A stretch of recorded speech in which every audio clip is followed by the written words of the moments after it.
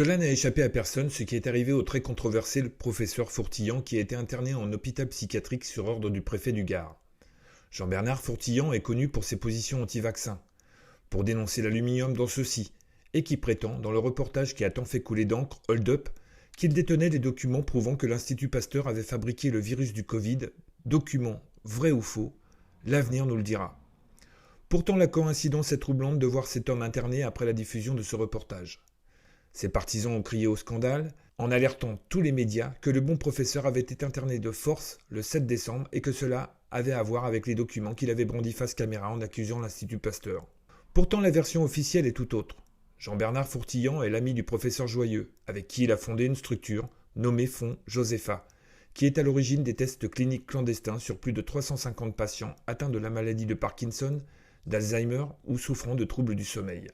Depuis, les deux hommes sont poursuivis pour charlatanisme par l'ordre des médecins, comme dernièrement pour un certain professeur Raoult, encore une coïncidence pour les hommes qui dénoncent les dérives des laboratoires.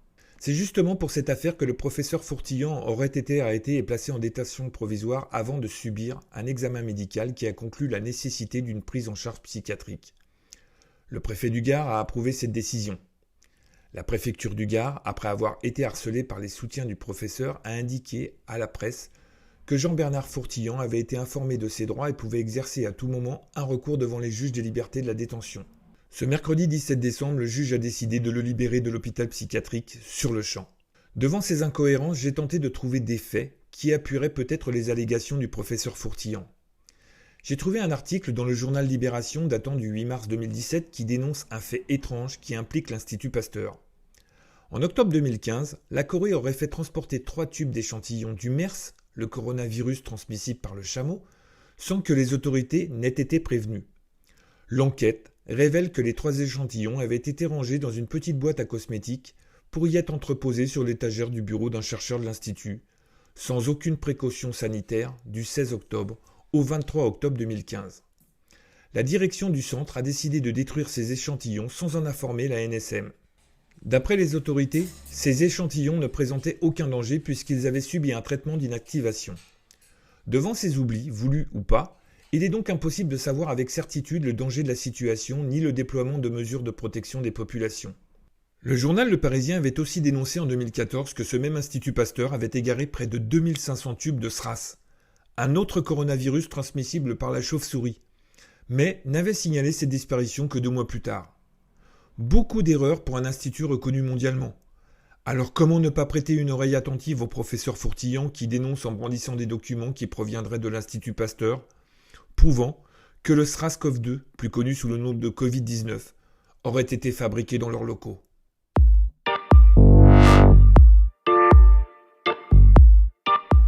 Samedi après-midi avait été donné rendez-vous aux citoyens du 04 et des environs pour dénoncer l'état d'urgence, le port du masque à l'école pour les enfants à partir de 6 ans, la loi de sécurité globale et la fermeture des bars et des restaurants ainsi que des salles de spectacle et salles de cinéma. Cette manifestation était déclarée par l'association Les Abeilles Citoyennes et autorisée par la préfecture. La compagnie de Nico, les Villebrequins, a animé l'après-midi avec un espace pour les enfants qui ont découvert les activités du cirque, avec des percussions, des chansons, des danses, tout ça dans une belle ambiance d'avant-fête, et nous avons pu à nouveau voir des sourires sur les visages de la centaine de personnes qui s'étaient déplacées. Cet état d'urgence a failli nous faire oublier à quel point cela fait du bien de nous divertir et de partager. À l'heure du goûter, Manu, le patron du restaurant bouquiniste Au Goût du Livre, a offert un généreux goûter aux enfants présents. C'est sur ces images que se terminera le dernier hebdo de l'année. Je vous donne rendez-vous l'année prochaine pour une nouvelle édition, qui sera publiée sur ma chaîne YouTube le 10 janvier 2021. Je vous souhaite à tous de belles fêtes de fin d'année, malgré cette ambiance malsaine, et en attendant, prenez soin de vous.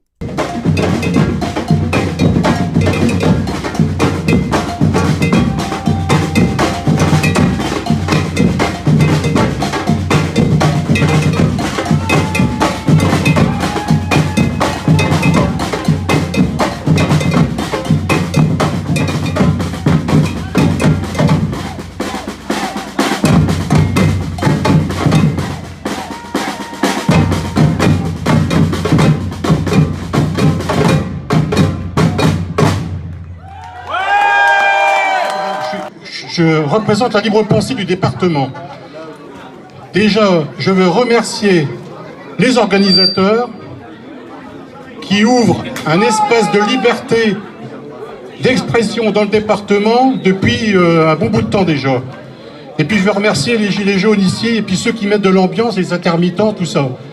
Début décembre, rappelez-vous, les enseignants, avec leurs organisations syndicales, se sont mis en grève, se sont rassemblés, ont manifesté dans toute la France, notamment contre les protocoles sanitaires contradictoires du ministre Blanquer, en réclamant notamment des postes d'enseignants supplémentaires pour accueillir les élèves dans les meilleures conditions, dans des conditions respirables.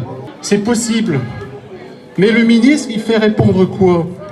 Il dit aux enseignants, adressez-vous aux municipalités pour qu'elles recrutent des animateurs. Attention, des animateurs payés avec un lance-pierre, hein. Mais surtout pas des enseignants.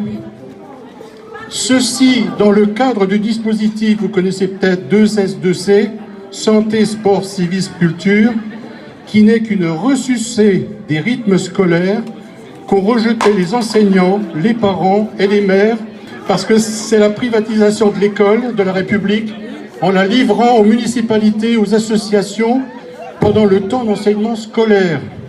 Alors la question qu'on peut légitimement se poser, le ministre de l'Éducation nationale veut-il rendre l'école de la République irrespirable pour les élèves, et pour les enseignants aussi, au passage, au sens propre comme au sens figuré, et ainsi faire rentrer par la fenêtre ces plans d'explosion de l'école publique qu'il a dû sortir par la porte il n'y a pas si longtemps. D'ailleurs, en tant que libre penseur, j'ai trouvé particulièrement alarmant le tweet du ministre, un véritable aveu à mon avis. Je le cite, le ministre, son tweet, il dit « Je suis de plus en plus favorable à une vision où l'emploi du temps de l'enfant serait vu pas seulement sur les heures de cours, mais un petit peu sur ce qui se passe dans sa vie, le mercredi et le week-end, sans arriver à un Big Brother éducatif. » Pour traduire, les enseignants, les parents demandent un accueil respirable à l'école. Blanquer y répond privatisation de l'école. Un tout petit mot sur où en sont les lois liberticides, les projets de loi sécurité globale et séparatisme. Le gouvernement a reculé sur plusieurs points. Preuve qu'on a raison depuis le début. Mais attention, il n'a pas renoncé à son projet totalitaire et on risque de voir une nouvelle offensive liberticide se pointer à l'Assemblée nationale lors des débats parlementaires. Donc, chers amis, le combat n'est pas terminé, loin de là. Abrogation des lois liberticides, la scélérate loi qu'on dit de sécurité globale et celle de séparatisme. Je vous remercie, c'est sympa.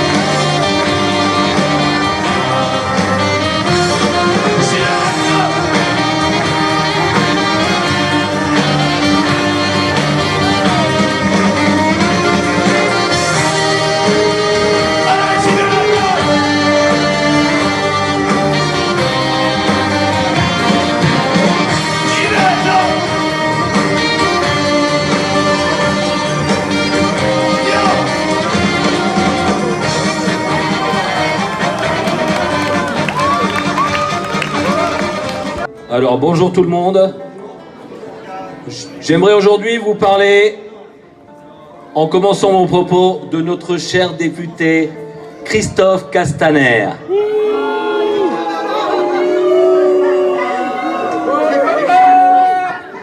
Je savais que vous alliez réagir comme ça. Voilà. Quand je dis cher député, je ne parle naturellement pas des liens affectifs qui éventuellement pourraient nous unir à lui si par mégarde, ce cher monsieur avait choisi de faire de la politique de façon honnête, démocratique et républicaine, ce qui est loin d'être le cas comme tout le monde le sait.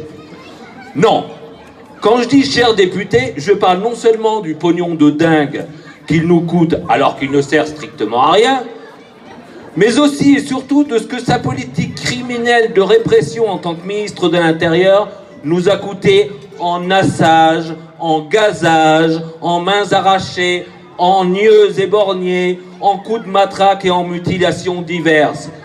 C'est un scandale d'avoir un député pareil dans notre département.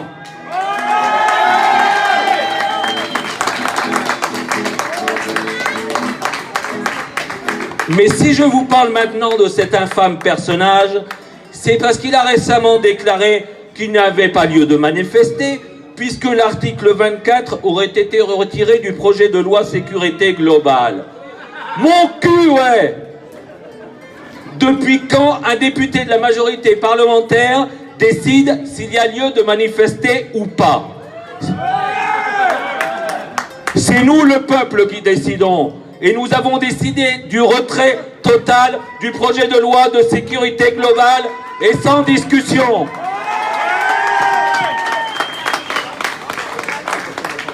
Monsieur le député croit-il qu'il va nous embobiner avec le retrait d'un article? Oui ou non, nos libertés individuelles sont-elles constamment bafouées, violées et piétinées? Oui ou non, nous a-t-on obligés à remplir un formulaire pour nous justifier de nos déplacements sur le territoire de notre pays? Oui ou non, a-t-on instauré un couvre-feu à partir de 8 h du soir qui rappelle les heures les plus sombres de l'histoire de notre pays? Oui ou non, tout un tas d'interdictions plus absurdes les unes que les autres nous tombent dessus depuis le début de la crise pseudo-sanitaire? Oui ou non, les salles de spectacle, les lieux de culture et de divertissement, les bars et les restaurants sont-ils fermés par une décision absurde de ce gouvernement mettant des dizaines de milliers de personnes dans la merde? Oui ou non, sommes-nous obligés de porter ce masque absurde qui, en plus d'être mauvais pour la santé, nous oblige à adopter des attitudes de soumission à l'autorité incompatibles avec les principes les plus élémentaires de notre République, liberté, égalité, fraternité, qui sont marqués sur le mur de cet hôtel de ville. Moi, j'en ai ras-le-bol, et je suis sûr que vous aussi. Donc, le compte n'y est pas, et nous continuerons à manifester où on veut, quand on veut, à n'importe quelle heure du jour et de la nuit, malgré leur couvre-feu illégitime et infâme, pour clamer à la face du monde entier qu'en République française, c'est le peuple des France qui décide face à la volonté de ce gouvernement de canaille au service du capital financier et des grands riches. Alors qu'ils obéissent et qu'ils dégagent. Non à l'état d'urgence pseudo-sanitaire, non au port du masque obligatoire, non à la confiscation de nos libertés. Retrait du projet de loi sécurité globale. Macron, dégage!